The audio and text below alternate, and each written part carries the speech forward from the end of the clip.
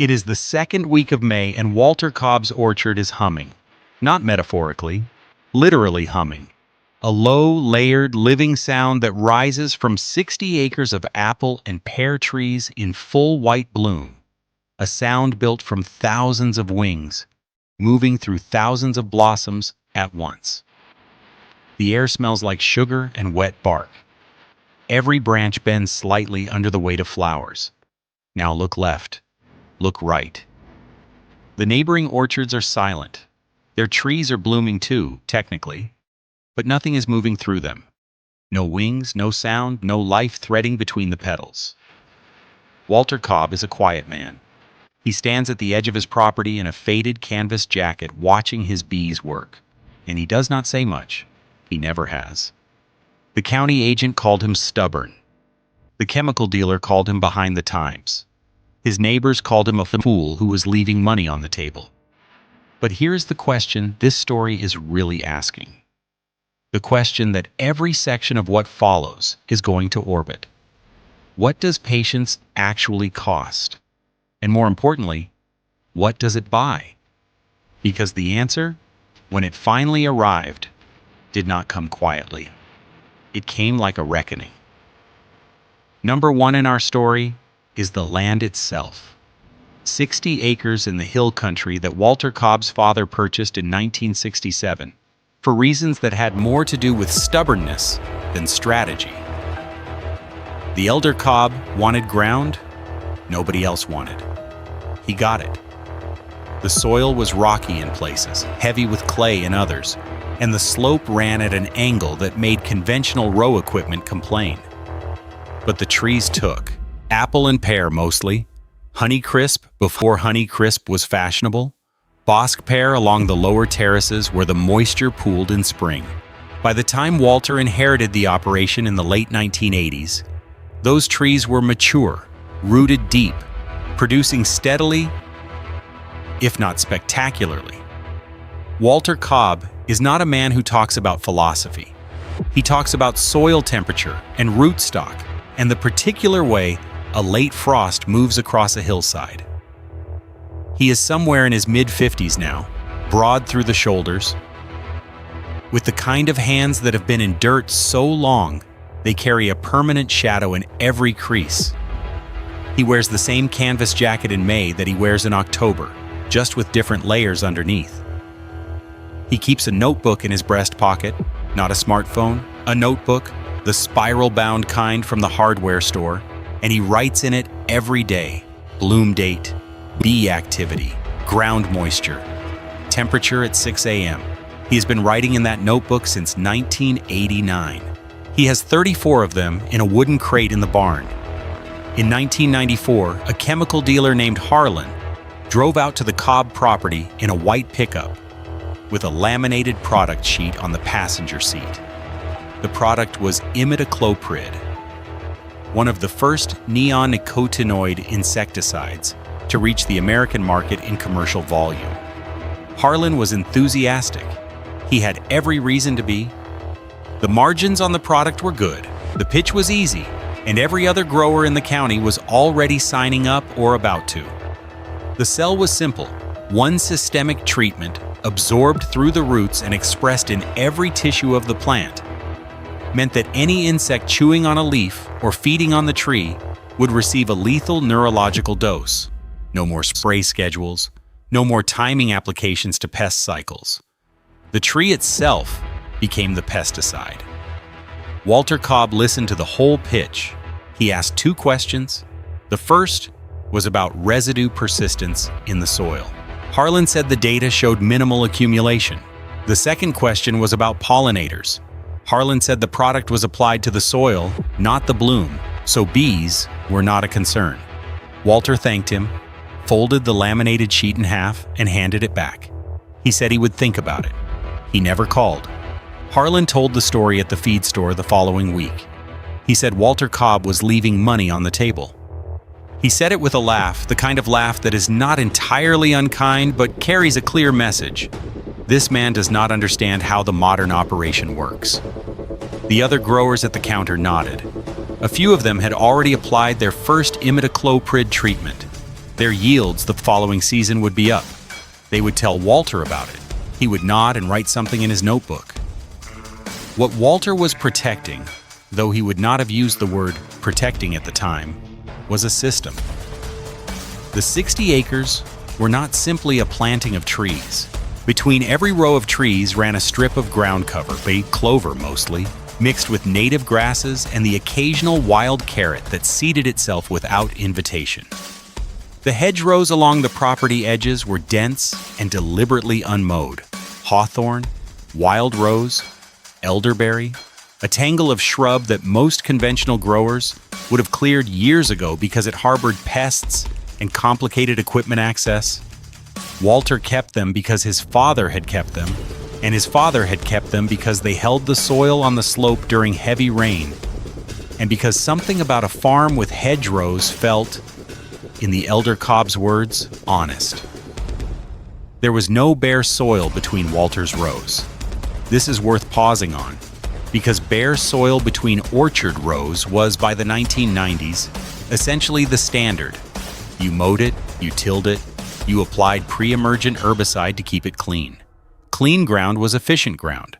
Clean ground did not compete with the trees for moisture or nutrients.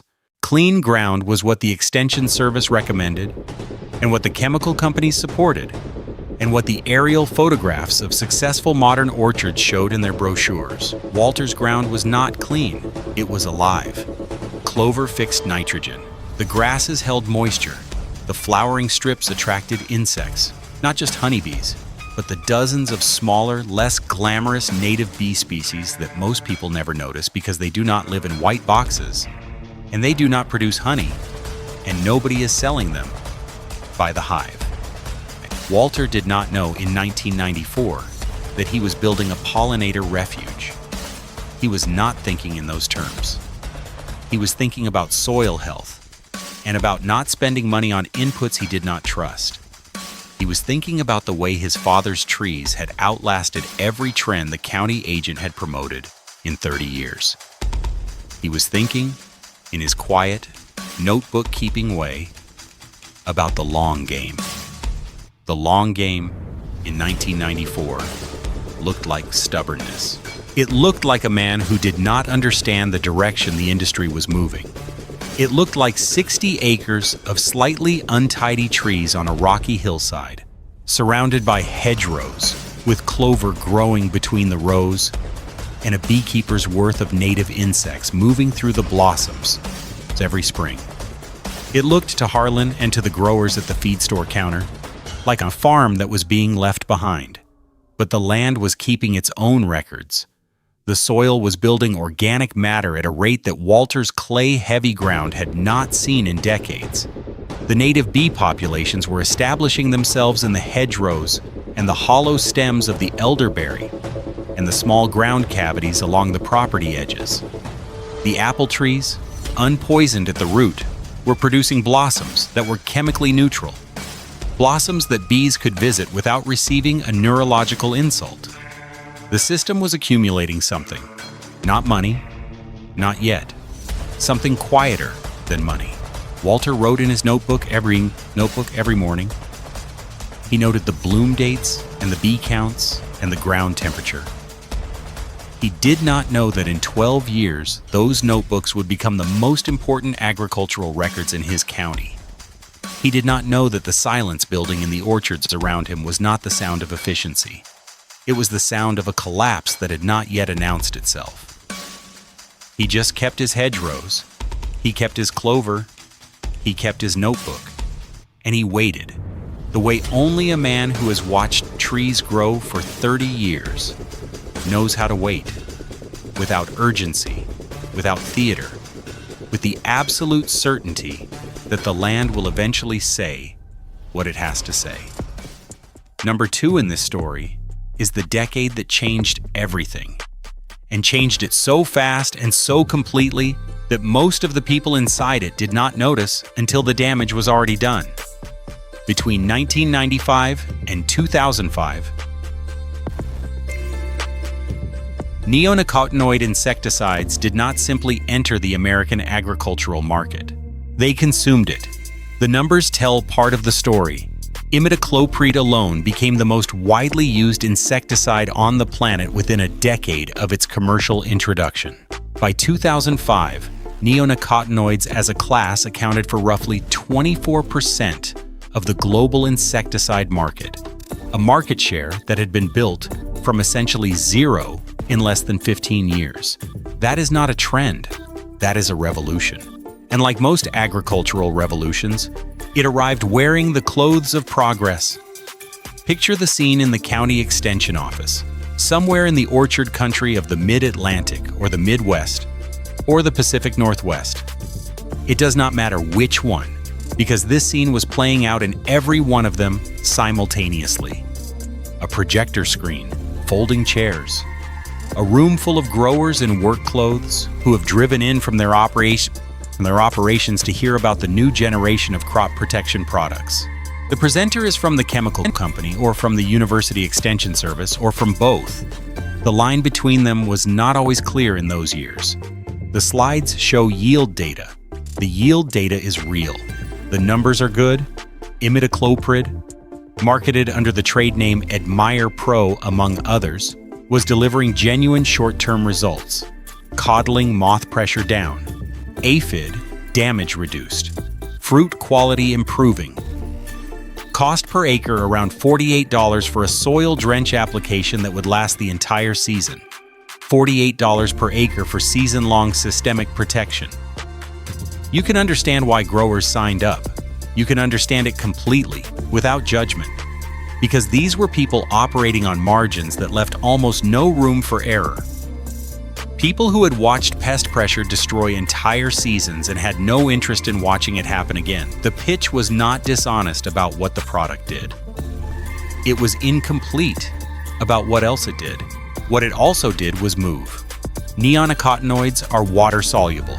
They are taken up by the plant's vascular system and expressed in every tissue: leaves, stems, roots, and critically, pollen and nectar. The systemic nature of the compound, which was the feature being sold as its greatest advantage, was also the mechanism of its greatest harm. A bee visiting a treated tree's blossom was not encountering a topical spray that might have degraded in sunlight or rain. It was encountering a compound that the tree itself had manufactured into its most attractive offering. The nectar was the delivery system. The neurological effects on bees were not immediately lethal in most cases. This is important to understand, because the absence of immediate mass death made the problem easy to dismiss. A bee that received a sublethal neonicotinoid dose did not fall out of the sky. It became disoriented. Its navigational capacity degraded. It had difficulty finding its way back to the hive. It forgot.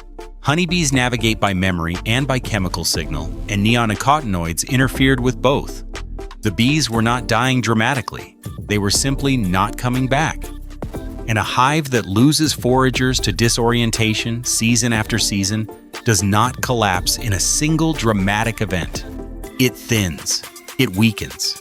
It becomes vulnerable to the pathogens and parasites that a healthy, populous colony would manage without difficulty.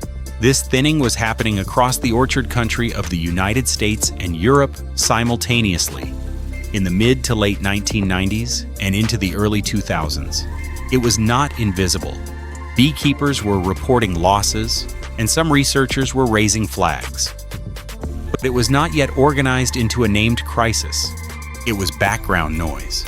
It was the kind of slow deterioration that is easy to explain away with other variables: bad weather, poor nutrition. The Varroa mite, which had arrived in American hives in the late 1980s and was a genuine and serious problem in its own right. The mite gave the neonicotinoid damage excellent cover. Meanwhile, in the orchards that had adopted the new chemistry, something else was happening alongside the yield increases. The insect life was thinning. Not just the pest species the products were designed to suppress, all of it. The ground beetles that had kept certain soil-dwelling pests in check. The parasitic wasps that had managed aphid populations without any human intervention. The native bees, the mason bees, the bumblebees, the sweat bees, the mining bees, that had been moving through those orchards for generations without anyone paying them much attention because they were not commercially managed and did not produce honey, and were therefore, in the accounting of modern agriculture, invisible. The wild margins were going quiet. The hedgerows that some growers still maintained were becoming islands, isolated patches of habitat surrounded by a chemical landscape that the insects could not safely cross. The clover between the rows was gone, replaced by herbicide-maintained bare ground that was efficient and dead. The flowering strips that had once supported dozens of native pollinator species had been eliminated in the name of tidiness and weed control. The orchards were cleaner. They were also emptier. Walter Cobb watched all of this from his 60 acres. He watched his neighbors' yields climb in the short term, and he wrote the numbers in his notebook without comment. He watched the chemical dealer's white pickup make its rounds through the county every spring, the laminated product sheets getting updated with new formulations and new application rates.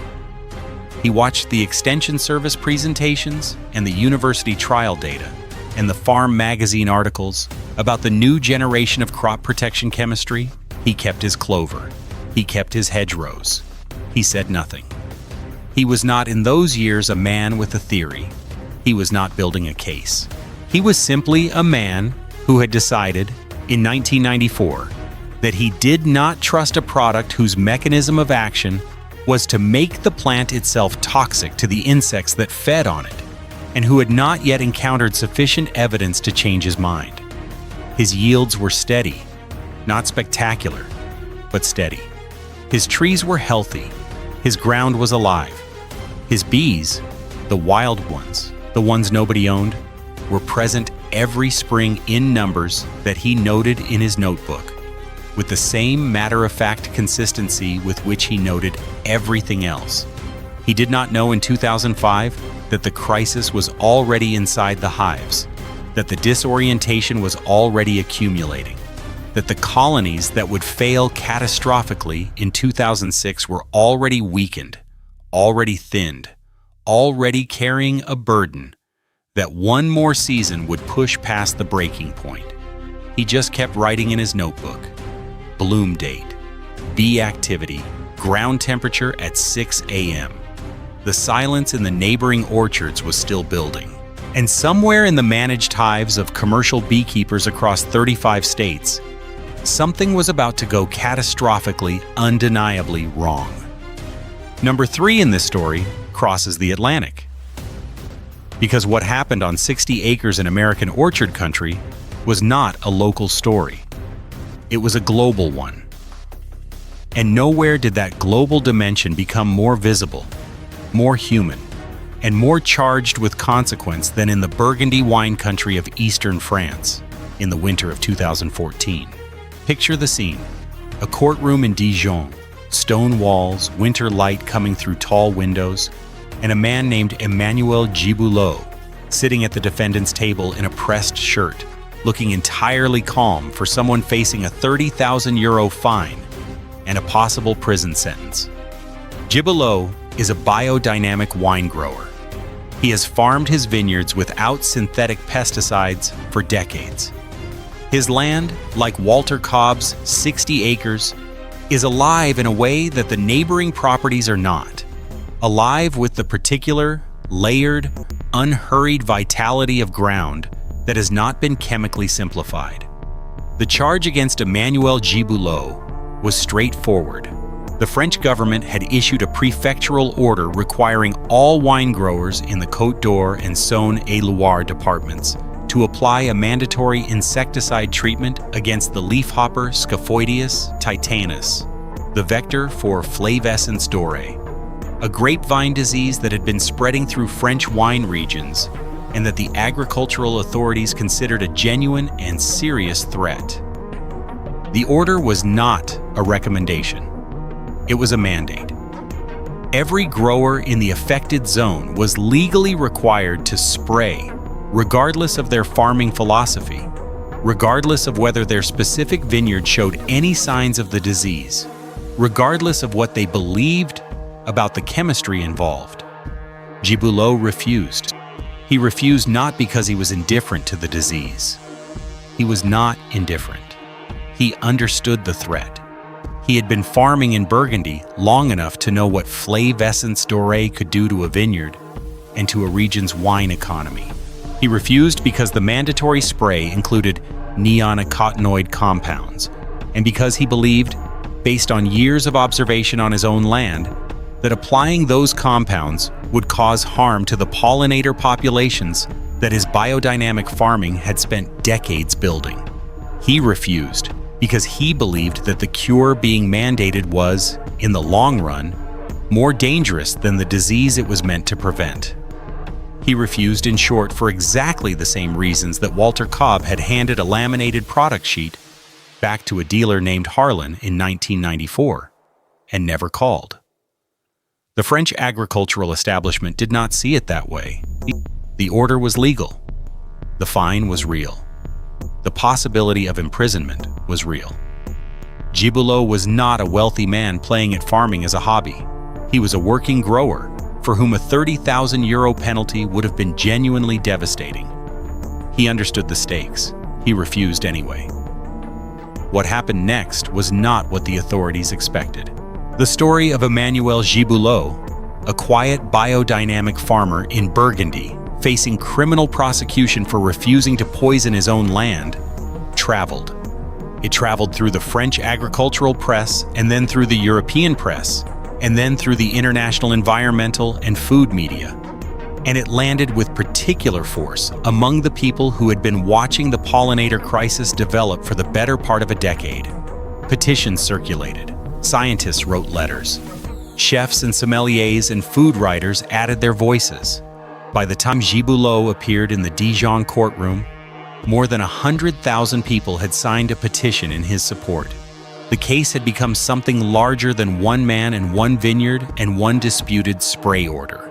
It had become a referendum on the relationship between agricultural authority and individual conscience in the age of the pollinator collapse. The court fined Giboulot €500, a fraction of the threatened amount, a number that read less like a punishment and more like a gesture. The agricultural authorities had made their point about the legal requirement. The court had made its own point about the limits of enforcement when the defendant had become a symbol. Giboulot paid the fine, walked out of the courtroom, and went back to his vineyard. Walter Cobb read about Emmanuel Giboulot in the spring of 2014. He read the story in one of the farm publications that arrived at his kitchen table, and then he read it again online. And then he cut the article out and put it in the wooden crate in the barn, alongside his 34 spiral-bound notebooks. He did not talk about it much. He is not a man who talks about things much. But the people who knew Walter well said that something in the Giboulot story settled something in him, confirmed something he had been carrying quietly for 20 years without quite having the language for it. Because Walter Cobb recognized the pressure. He had felt it himself in smaller doses for 2 decades. Not a criminal prosecution, not a government mandate, but the steady social and economic pressure of being the man in the county who would not spray, the man the dealer laughed about, the man the extension agent called behind the times, the man whose neighbors watched with a mixture of pity and impatience as they adopted each new generation of chemistry and watched their short-term yields climb. The pressure to conform to the consensus. The pressure to trust the laminated product sheet. The pressure to define progress the way the industry defined it. Giboulot had faced that pressure in its most extreme institutional form, a courtroom, a fine, a potential prison sentence, and had not moved.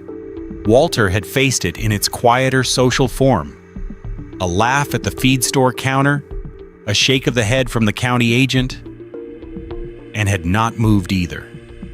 The scale was different. The stubbornness was the same. What Walter understood, reading the Giboulot story, was that the fight was not really about one vineyard in Burgundy or one orchard on a rocky hillside in America.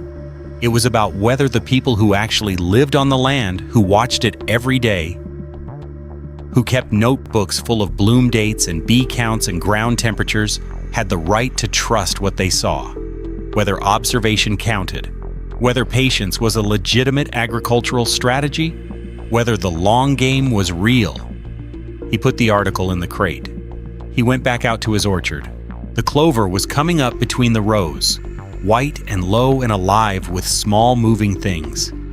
And somewhere in the managed hives of the neighboring operations, the losses were already past the point where anyone could pretend they were normal. The crisis had a name now. It had had a name since 2006, and the name had not made it smaller. Number 4 in this story is the moment the silence got a name. In 2006, commercial beekeepers across the United States began reporting something that did not fit any of the loss patterns they had seen before. It was not the Varroa mite, which killed bees in predictable ways that left predictable evidence. It was not a pathogen, not a weather event, not a nutrition failure. What they were finding, or rather, what they were not finding, was adult bees. Hives that had been populous and apparently healthy were being discovered nearly empty, not dead, empty. The queen was present. Honey stores were intact. Brood was present in various stages of development. But the forager bees, the adult workers who left the hive each morning to gather pollen and nectar, and who were the hive's entire interface with the outside world, were gone. They had left and not come back. There were no bodies. There was no dramatic die-off scene. There was simply absence, on a scale that had no precedent in recorded American beekeeping history. The researchers who began studying the phenomenon in late 2006 and into 2007 gave it a name: colony collapse disorder. The name was clinical and appropriately humble. Disorder, not disease, because the mechanism was not yet understood. What was understood was the scale. Reports from 35 states described losses ranging from 30% of managed hives to 90%. Some commercial beekeeping operations lost the majority of their colonies in a single winter. The economic implications were immediate and severe, because managed honeybees were not simply honey producers. They were the backbone of the commercial pollination industry that American agriculture had built itself around over the previous half-century.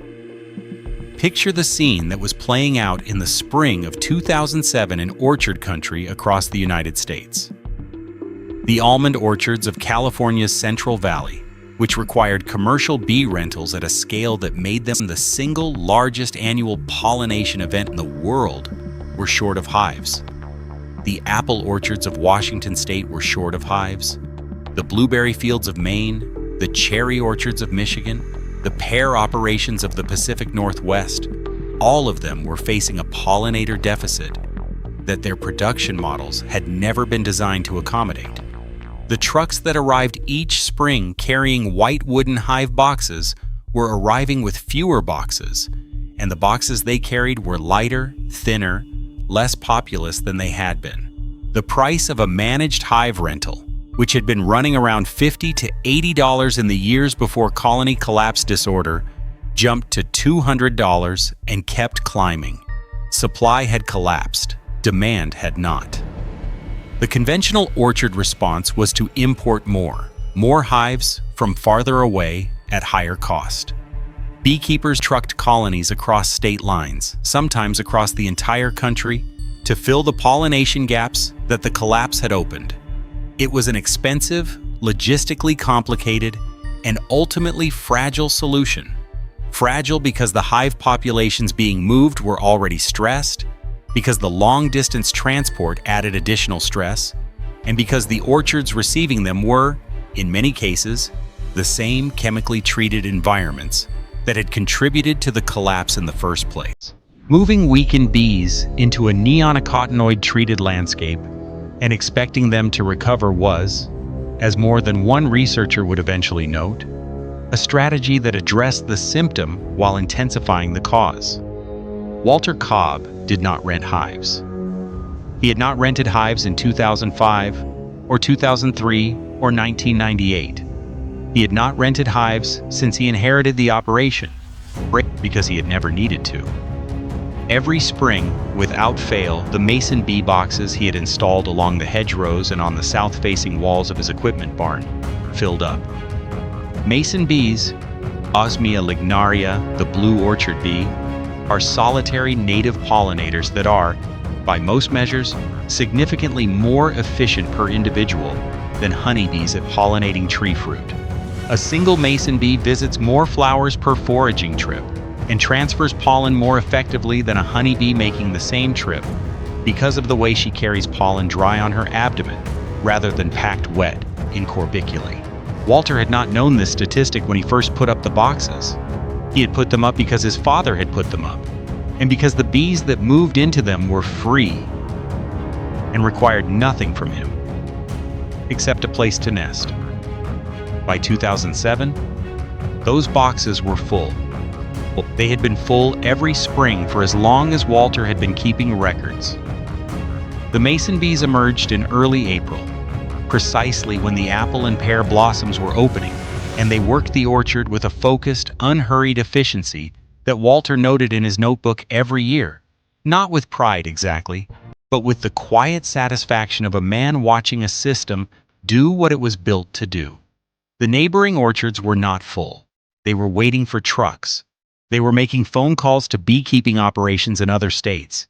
They were paying $200 per hive for colonies that arrived stressed and thin, and that would struggle to provide adequate coverage across hundreds of acres of blooming trees. Some of them would get adequate pollination, some of them would not. The margins on fruit production were already tight enough that a pollination shortfall could mean the difference between a viable season and a loss. Walter watched all of this from his 60 acres. He watched the trucks arrive at the neighboring properties in the early spring of 2007 and 2008, and the years that followed. He watched the hive boxes being unloaded and positioned between the rows of trees. He watched the prices his neighbors were paying, and he wrote the numbers in his notebook. He did not say much. He is not a man who says much.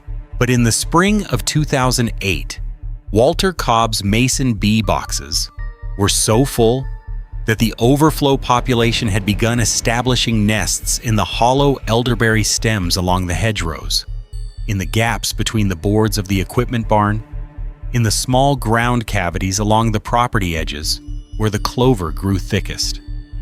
His orchard was not waiting for trucks. His orchard was already alive. The collapse that had emptied the hives of commercial beekeepers across 35 states had not touched Walter's 60 acres, because the pollinators on Walter's 60 acres had never lived in managed hives. They had lived in the hedgerows and the hollow stems and the clover strips and the unmowed margins that Walter had maintained for 20 years, while everyone around him called it stubbornness. The collapse had found no purchase on his land because his land had never been simplified enough to be vulnerable. The crisis was real. The losses were real. The $200 hive rentals were real. And somewhere in the neighboring orchards, the growers who had laughed at Walter Cobb's untidy hedgerows were on the phone with beekeepers in Florida, trying to secure enough colonies to get through the bloom season. The reckoning was building. It had not yet arrived in its full force, but it was coming, season by season, loss by loss, and the 60 acres on the rocky hillside were humming, quietly, steadily, with the sound of a system that had been patient long enough to be ready. Number 5 on our list, and this is where Walter Cobb's story starts to separate itself from every other stubborn farmer bucks the trend tale you've ever heard. Because what Cobb did in the spring of 1998 wasn't just unconventional. It was, by the standards of every agricultural extension pamphlet printed in that decade, borderline irrational. He took 40 small wooden tubes, hand-drilled, rough-cut, bundled together like a fistful of hollow reeds, and he nailed them to the south-facing wall of his equipment shed. Then he stepped back, crossed his arms over that worn canvas jacket he always wore in those early season mornings, and he waited. He was not waiting for honey. He was not waiting for wax or propolis or any of the commercial outputs that most farmers associate with managed bee populations. Walter Cobb was waiting for Osmia lignaria, the blue orchard mason bee, a native species so deeply woven into the ecology of North American fruit production that it had been doing the work of pollination on this continent for millions of years before a single honeybee was ever imported from Europe. And yet, by 1998, almost nobody in Cobbs County was paying attention to it. Almost nobody in American commercial agriculture was paying attention to it. The entire industry had outsourced its pollination dependency to managed honeybee colonies. And in doing so, it had quietly forgotten that the land had its own workforce, older, more efficient, and entirely free of charge, if you simply gave it a place to live. Picture that equipment shed wall on a clear April morning. The wooden tubes Cobb built are roughly 6 inches long, drilled to a diameter of about 5/16 of an inch, precisely the diameter that female mason bees prefer for nesting. The bundle is crude by any commercial standard. No precision engineering, no treated lumber, just wood, holes, and a south-facing exposure to catch the morning sun. And yet within 2 weeks of installation, the first female had moved in. By the end of that first April, Cobb counted 7 occupied tubes. He wrote the number in the margin of an old seed catalog he kept on the workbench inside. 7. He circled it twice. Here is what makes Osmia lignaria so extraordinary, and why that circle around the number 7 mattered more than Cobb probably understood at the time. A single female blue orchard mason bee pollinates approximately 2,000 blooms per day. Read that again slowly. 2,000 blooms per day, per bee. A managed honeybee, by comparison, pollinates somewhere between 50 and 100 flowers in the same period, because honeybees are generalists. They range widely, they carry pollen loosely on their bodies, and their foraging behavior is optimized for nectar collection rather than pollen transfer. The mason bee is a specialist. She packs pollen dry against her abdomen, and she moves from bloom to bloom with a contact efficiency that honeybees simply cannot match. Researchers at the United States Department of Agriculture have estimated that it takes roughly 250 to 300 honeybees to accomplish what a single mason bee does in a day. 250 to 1. That ratio is not a rounding error. That is a different category of pollinator entirely. And Cobb was building a population of them on 60 acres of apple, pear, and cherry trees for the cost of some scrap lumber and an afternoon with a hand drill. By 2001, he had expanded to 120 tubes, distributed across 3 nesting stations: the equipment shed wall, a wooden post near the upper orchard fence line, and a bundle wired to the trunk of an old pear tree that had been on the property since before Cobb's father planted the first commercial rows. He never purchased a single bee. He never ordered a cocoon shipment from a supplier, never paid a management fee, never signed a pollination contract. The population built itself because the habitat supported it. That was the entire strategy, not intervention, not management, habitat preservation. Give the bee a place to nest, give her a landscape with bloom and forage, and she will do the rest. She has been doing the rest on this continent for longer than human agriculture has existed. What Cobb understood, and what took the broader scientific community another decade to articulate clearly, is that native bee populations are not supplemental to orchard pollination. They are foundational to it. The dependence on managed honeybee colonies that had grown up through the 20th century wasn't a sign of agricultural progress. It was a sign of ecological debt. Farmers had been borrowing pollination services from a single, fragile, commercially managed species while systematically destroying the native infrastructure that had underwritten fruit production for millennia. The neonicotinoid boom that we talked about earlier in this series accelerated that destruction dramatically. Imidacloprid, clothianidin, thiamethoxam, These compounds don't just affect honeybees, they affect every bee, every foraging insect, every creature that depends on flowers. And Osmia lignaria, with her ground-level nesting habits and her preference for undisturbed soil margins, was among the most vulnerable. But on Cobb's 60 acres, the soil margins were undisturbed. The grass between the tree rows was cut high and late, never scalped. The fence lines were left rough. The equipment shed wall faced south and caught the morning warmth that mason bees need to activate in early spring, when apple bloom is just beginning to open, and the window for effective pollination is measured in days rather than weeks. Every decision Cobb had made about how to manage his land, decisions that his neighbors read as laziness or stubbornness or simple failure to modernize, had been, without him fully articulating it in these terms, a decision to preserve habitat for native pollinators. By 2005, Cobb had roughly 340 active nesting tubes across his property. He'd begun building the new ones in a slightly different configuration, a wooden box rather than a bundle, with a hinged front panel so he could inspect the tubes in late winter and clear out any parasitized cells. He'd learned that from a university extension bulletin, one of the few pieces of outside advice he ever acted on. The boxes were painted a dark barn red, and in April they were alive with the blue-black shimmer of female mason bees moving in and out of the holes with a steady, purposeful urgency that looked, from a distance, like the wall itself was breathing.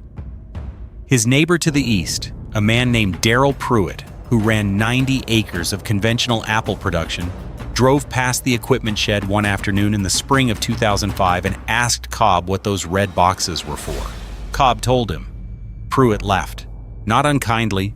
Pruitt wasn't a cruel man, but with the particular brand of incredulous amusement that gets directed at people who are doing things in ways that seem, from the outside, unnecessarily complicated when a simpler solution exists.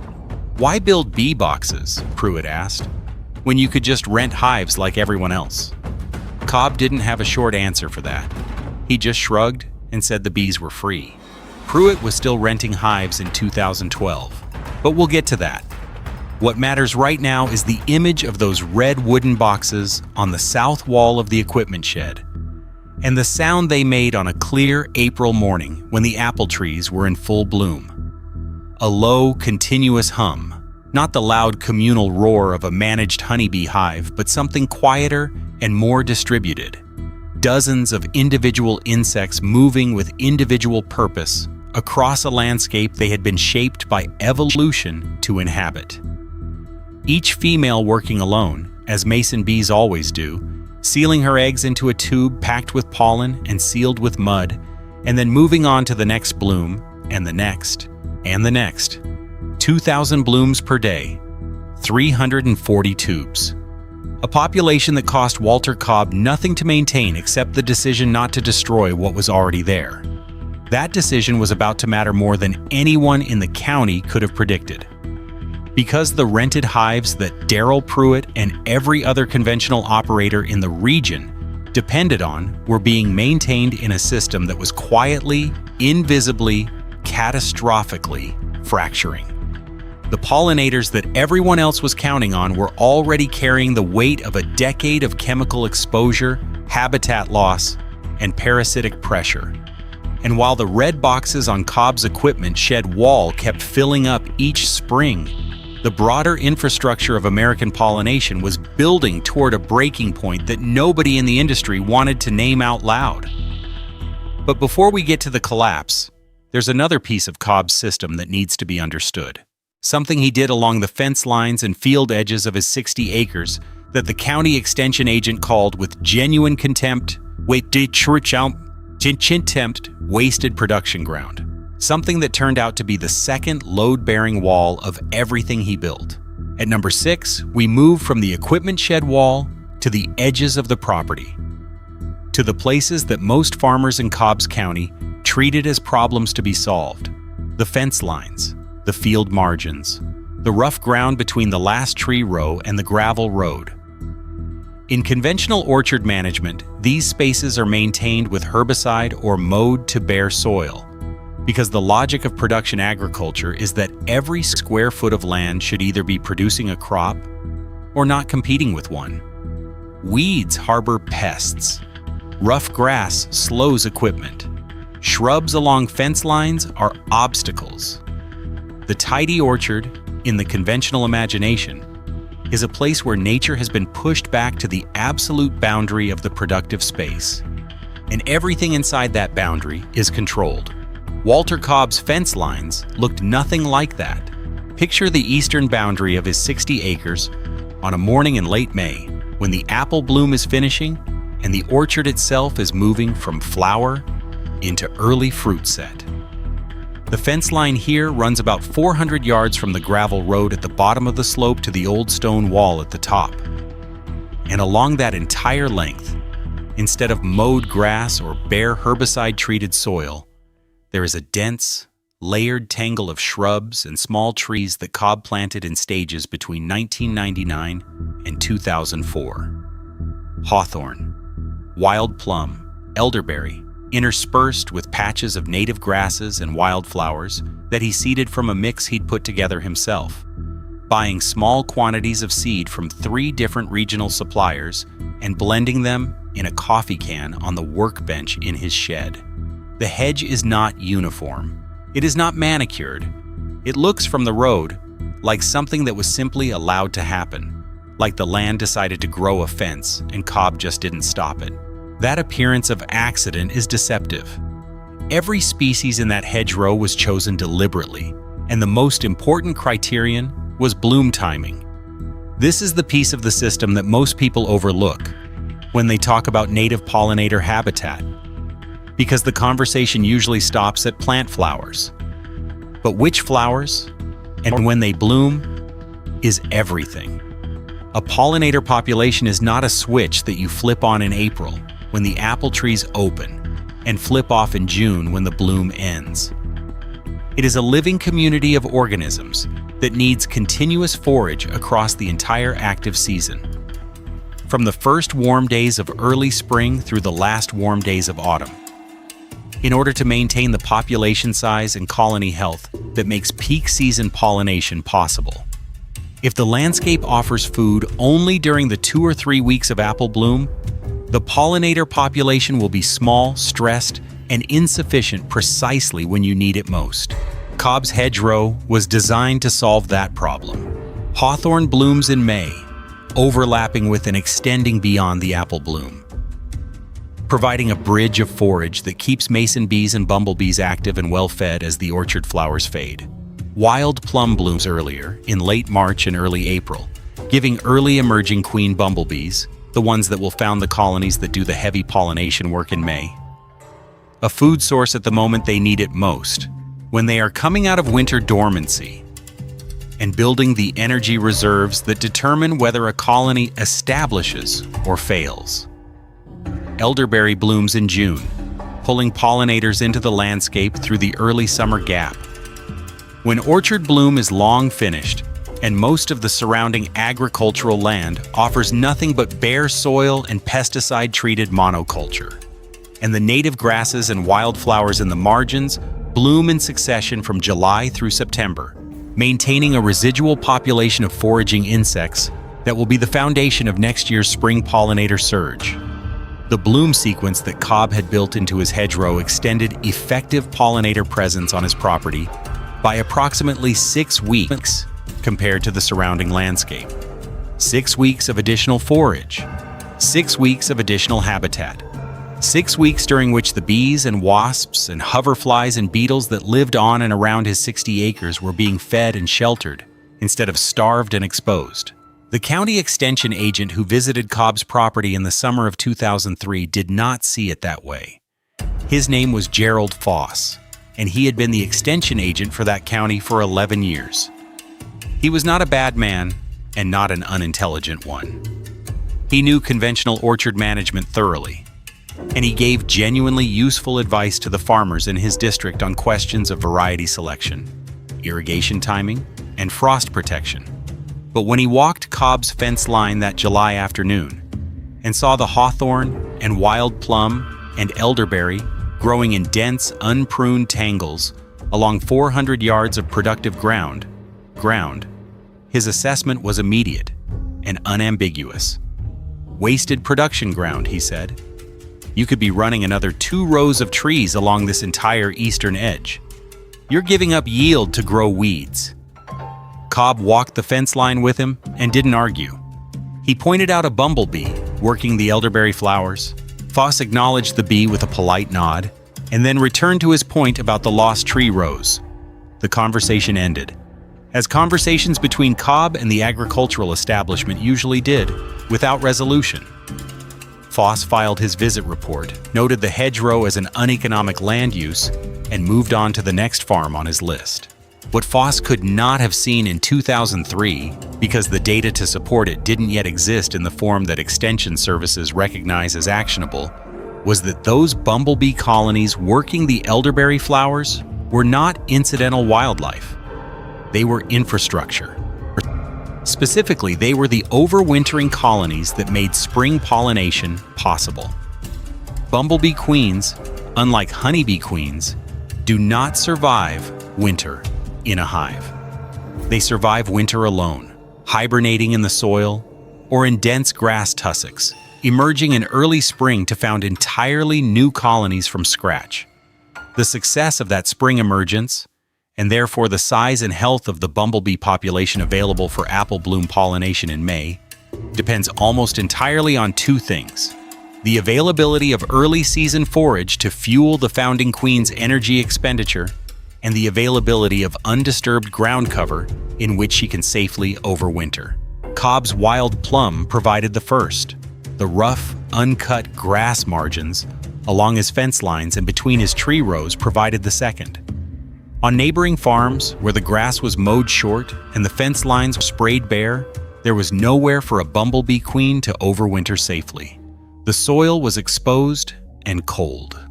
The grass tussocks that would have insulated her dormant body through February and March had been eliminated in the name of tidiness. And so the bumblebee population on those farms was dependent entirely on queens that had overwintered somewhere else, in woodland edges, in road verges, in whatever fragments of rough ground remained in the landscape, and then dispersed into the orchards during bloom. That dispersal population was thin, unpredictable, and getting thinner every year as the rough ground in the wider landscape was progressively tidied away. On Cobb's 60 acres, the queens were overwintering in the grass margins along his own fence lines. They were emerging in his wild plum. They were building their colonies on his elderberry. And when his apple trees opened in early May, the bumblebee population available to work those flowers wasn't a dispersal population that had traveled in from somewhere else. It was a resident population that had been on the property continuously since the previous autumn. The difference between a dispersal population and a resident population is not subtle.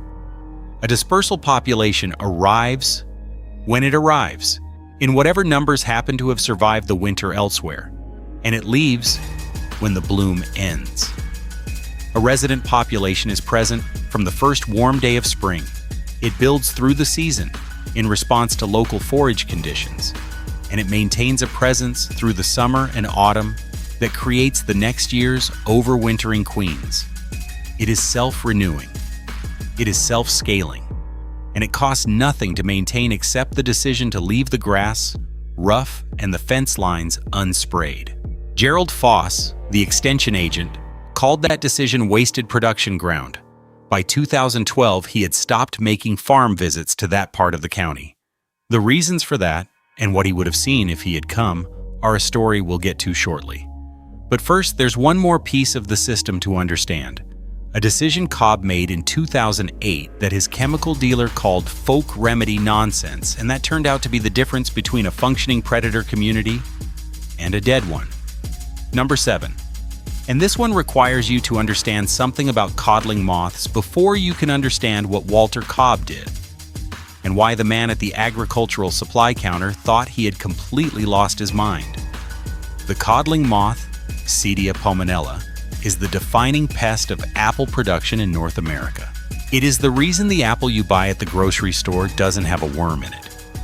It is the reason conventional orchards spray on a schedule so regular and so chemically intensive that the spray calendar is often the first document a new orchard manager receives when they take over a commercial operation. The female moth lays her eggs on developing fruit in late spring. The larvae bore directly into the apple and feed on the core. And by harvest time, an unmanaged orchard can lose 30 to 50% of its crop to codling moth damage alone. This is not a minor pest.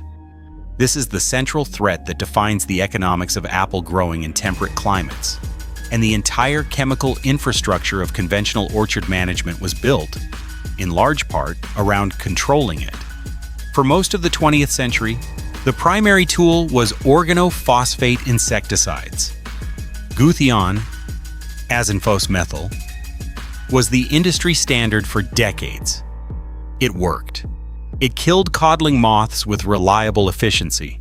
It also killed almost everything else in the orchard: beneficial insects, predatory wasps, hoverflies, ground beetles, parasitic flies, and every other member of the insect community that had been providing biological pest control services for free.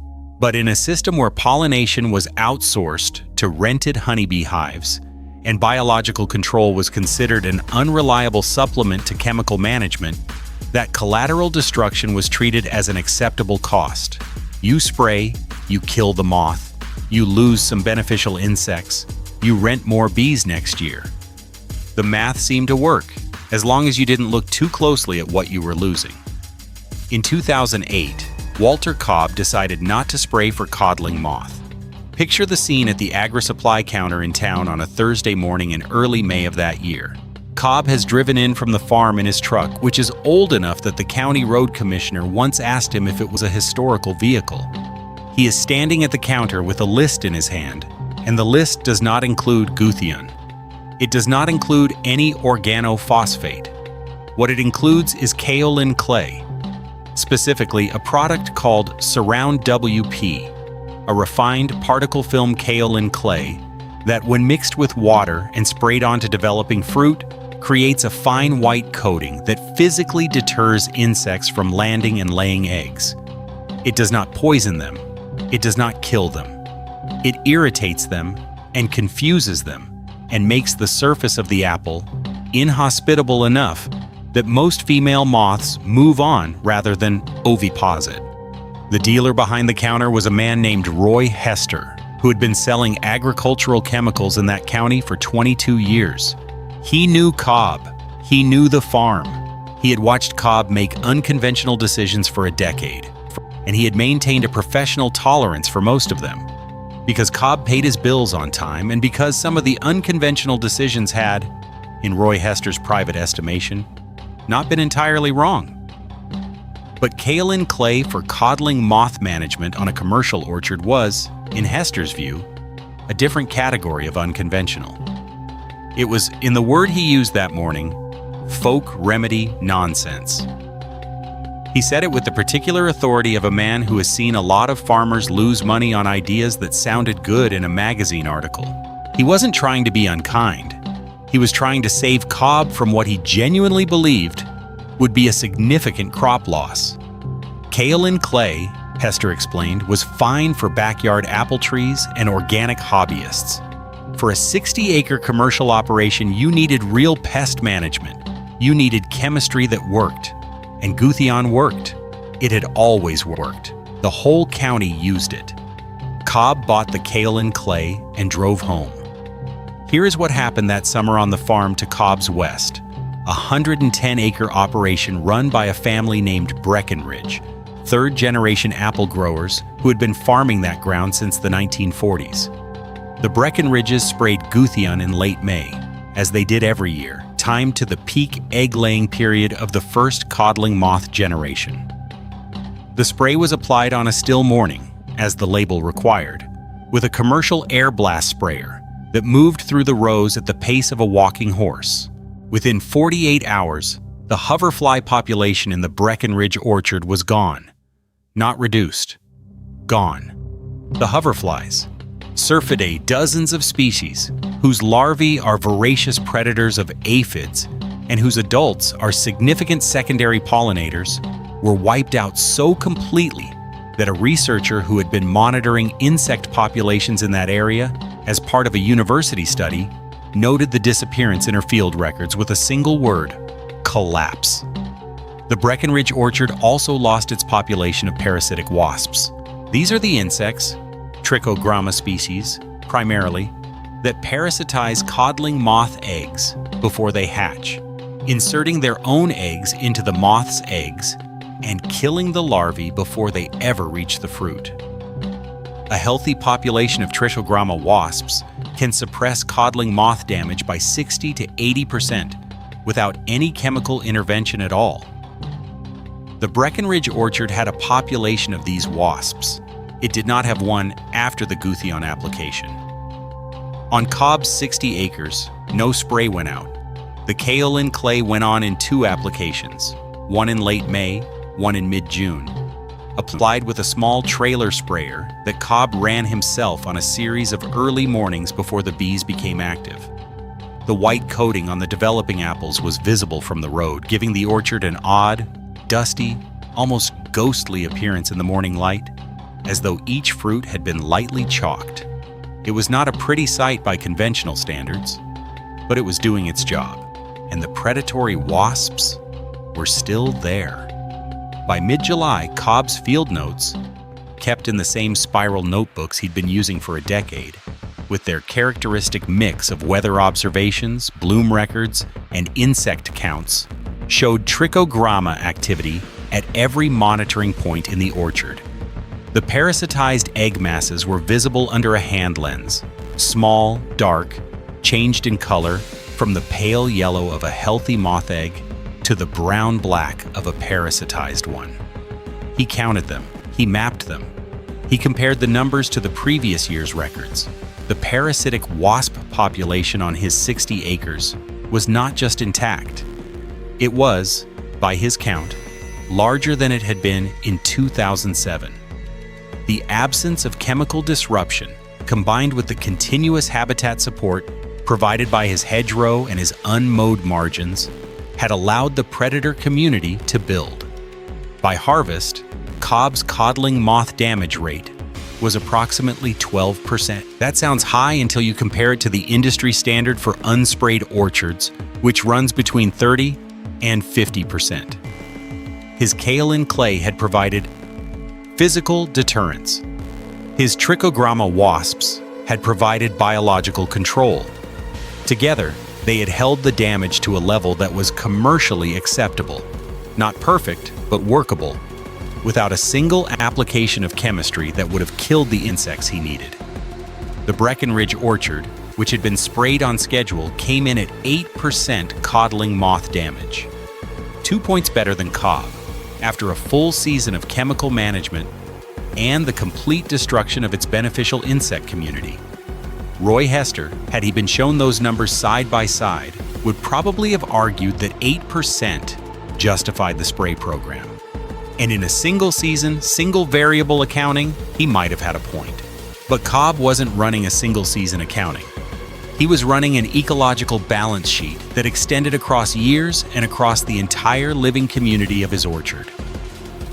Every season that the Breckenridge orchard sprayed Guthyon, it reset its predator community to 0 and started the biological clock again. Every season that Cobb skipped the spray, his predator community grew more established, more diverse, and more capable of suppressing the next generation of pests without any help from him at all. The gap between the two systems was not closing, it was widening. Roy Hester never changed his assessment of kaolin clay. When Cobb came back to the supply counter the following spring, Hester had the Guthyon stacked and ready just in case. Cobb bought more Surround. And 4 years later, when the spring of 2012 arrived and brought with it something that nobody in the county had seen in 4 decades, the difference between those two approaches, between the orchard that had been systematically stripped of its living infrastructure and the one that had been quietly, patiently building it, was going to be visible from the road.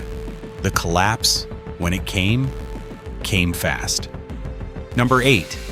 And if there is a single moment in Walter Cobb's story where everything he had built, the mason bee boxes, the hedgerow, the spray season that wasn't, the 14 years of patient, incremental, quietly mocked ecological investment, if there is a single moment where all of it either justified itself or didn't, it is the spring of 2012. The winter of 2011 to 2012 had been difficult for managed honeybee colonies across the region. Not catastrophically so by the standards of what the industry had been experiencing since 2006.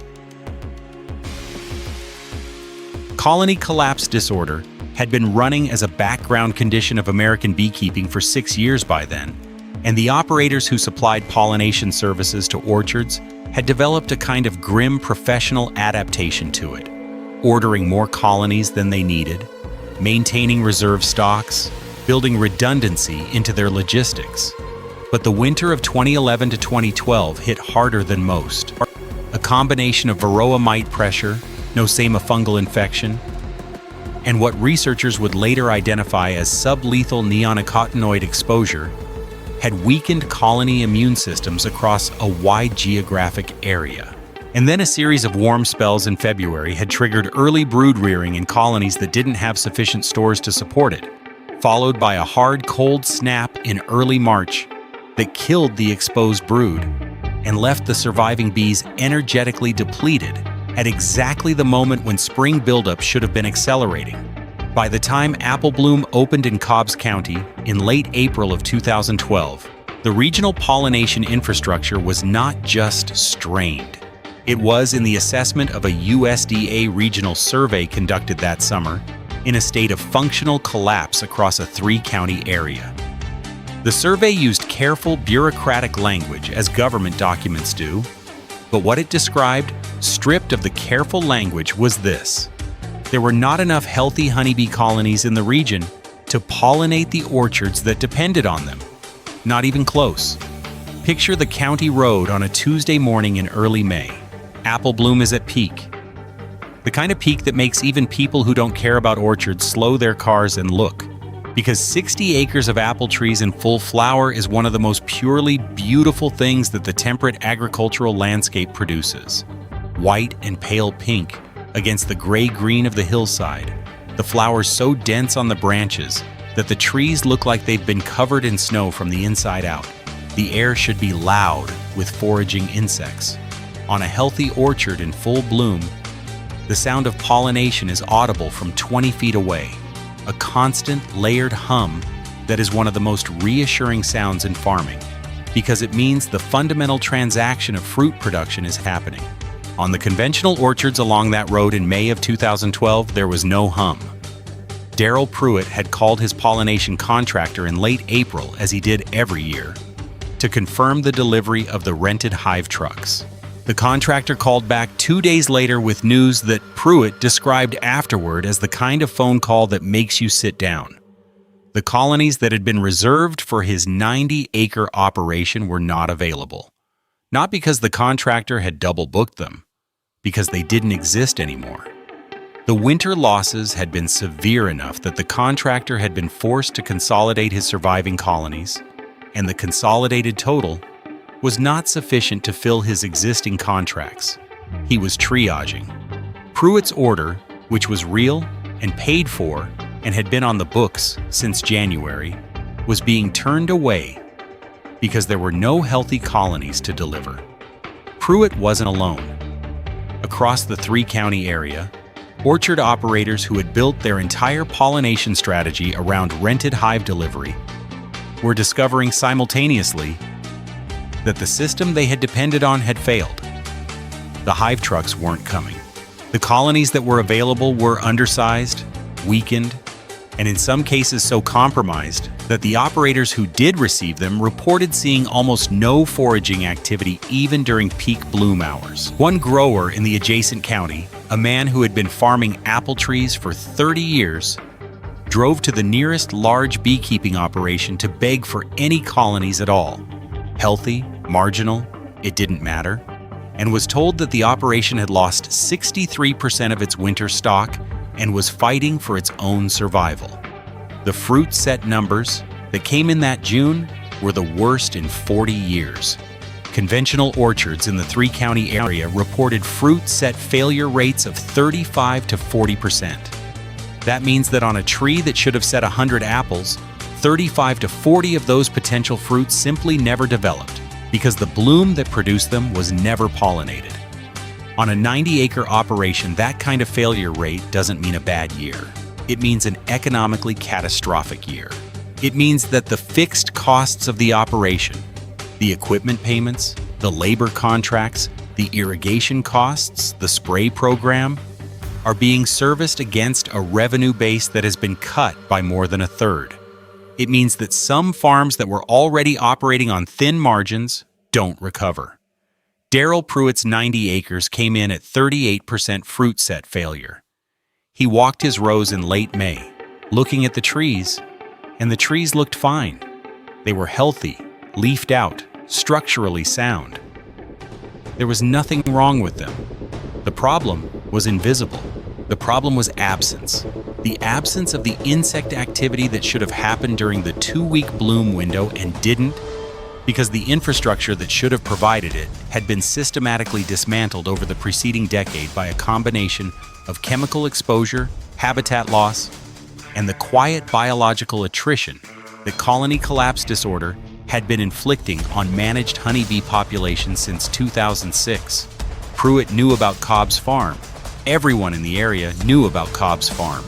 The 60 acres on the rocky hillside with the red bee boxes and the untrimmed hedgerows and the dusty white kaolin-coated apples, and the owner who kept his own counsel and didn't spray on schedule, and didn't rent hives, and didn't, in the estimation of most of his neighbors, run a serious commercial operation. Pruitt had laughed, gently, at the bee boxes in 2005. He had not been cruel about it. He had just found it amusing. The way you find amusing the neighbor who insists on doing things the hard way when an easier way exists. In late May of 2012, Pruitt drove down the county road past Cobb's property and slowed his truck. The sound was audible from the road. Not a roar, not the loud communal noise of a managed honeybee hive at full strength. Something quieter and more distributed than that. The layered, continuous hum of hundreds of individual native bees working the bloom with a focused, unhurried efficiency that the landscape around them could not match. Mason bees from the red boxes on the equipment shed wall. Bumblebee colonies that had overwintered in the grass margins along the fence lines and were now in their second and third weeks of active foraging at peak colony strength. Hoverflies from the hedgerow, whose populations had survived intact because the spray season that should have killed them hadn't happened. The whole living community of Cobb's 60 acres, doing exactly what it had been building toward for 14 years. Pruitt stopped his truck on the road shoulder. He sat there for a while. He didn't go in. He didn't knock on the door of Cobb's farmhouse. He just sat and listened to the sound coming from the orchard, and then he drove on.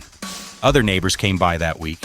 Some of them stood at the fence line for a few minutes, and then left without speaking. One of them, a woman named Carol Marsh, who ran a 30-acre operation half a mile to the north, later said that standing at Cobb's fence line in May of 2012 and hearing that sound was one of the strangest experiences of her farming life. Because she knew what it meant. She understood standing there that Cobb's trees were going to set fruit and hers were not, and that the difference between them had nothing to do with luck or weather or the particular character of that winter. The difference had been built, deliberately and methodically, over 14 years of decisions that everyone around him had dismissed as wrong. The trees were setting fruit. The bloom was being worked. The transaction that makes an apple orchard was happening on Cobb's 60 acres. With the same quiet regularity, it had happened every spring since he'd started building the system in the late 1990s. Nobody laughed about the bee boxes that week. And in the autumn, when the harvest came in and the numbers were finally on paper, The full weight of what Cobb had built was going to be impossible to ignore. Number 9. The last item on this list. And it is, in the end, the simplest one to explain, because it comes down to numbers. And the numbers speak with a clarity that 14 years of argument and dismissal and folk remedy nonsense and wasted production ground had never quite managed to produce. Walter Cobb pulled 1,840 bushels from his 60 acres in the autumn of 2012. Say that number slowly. 1,840 bushels. From 60 acres of apple, pear, and cherry production on rocky hillside ground that a county assessor had once valued at below the regional average because of its difficult topography and its unconventional management.